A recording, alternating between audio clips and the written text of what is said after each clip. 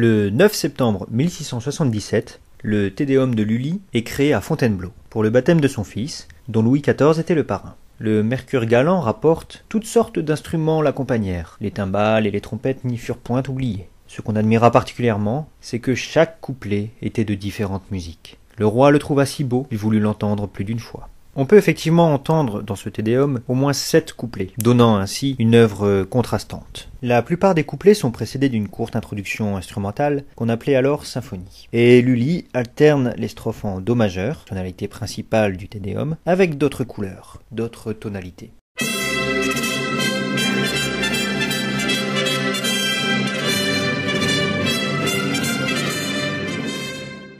Écoutez par exemple le contraste qu'offre le deuxième couplet pour baryton solo en la mineur.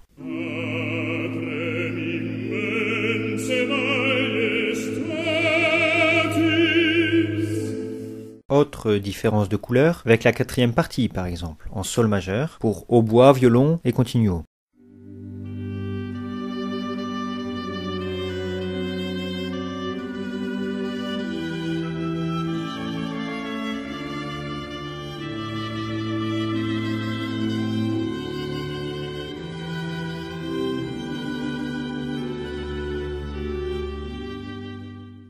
Et un dernier exemple avec ce début de la 6e strophe pour cordes et continuo en do mineur.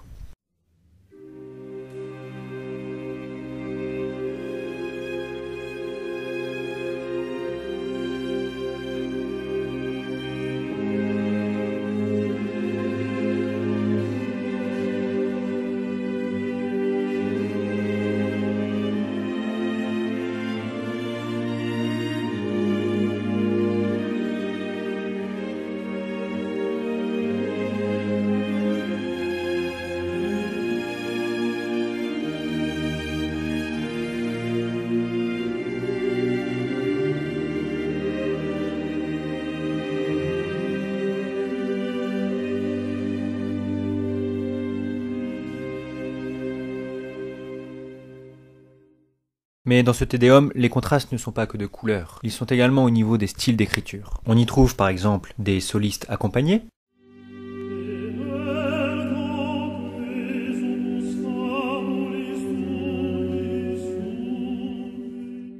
mais aussi une écriture en imitation, où le début de chaque voix qui entre en décalage est identique.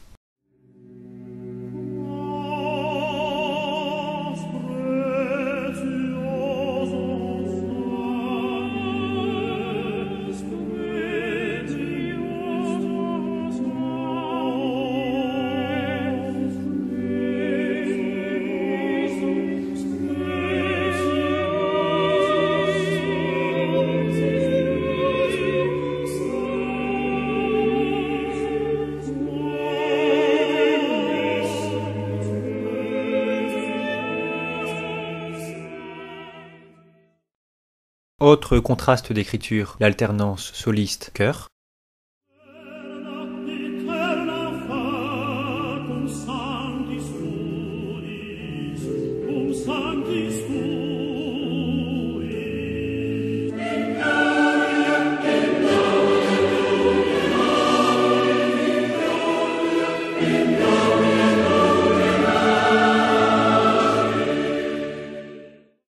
Enfin, un dernier exemple de style d'écriture, l'écriture polyphonique à 2 chœurs, avec des textes différents.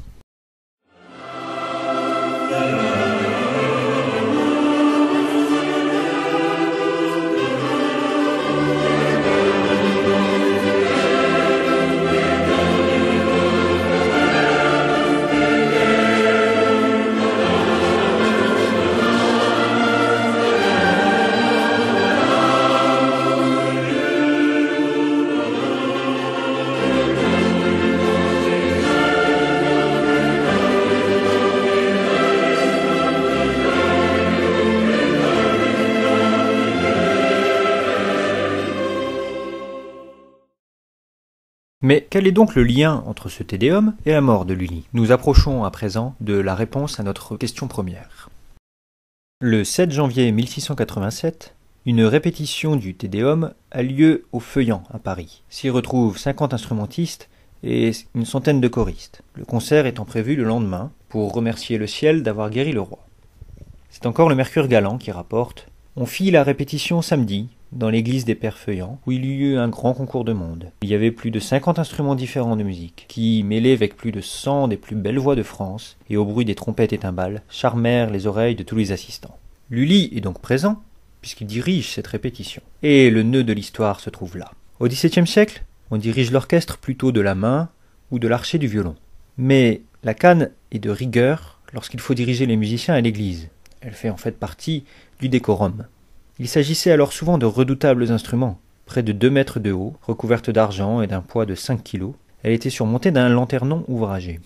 Et Lully se frappa malencontreusement le pied avec cette canne. La blessure s'infecta rapidement, mais étant danseur, il refusa qu'on coupât sa jambe, qui s'infecta, et la gangrène se propagea au reste du corps. Le biographe Philippe Bossan relève l'ironie de la situation. Selon la tradition, c'est Louis XIV qui, par sa maladie, ou plutôt par la guérison de sa maladie, causa, sans y songer, la mort de Lully. Superbe sujet pour un poète baroque. L'amuseur public, le bouffon-chef, meurt d'avoir voulu dire une fois de trop l'immortalité de la gloire de son maître.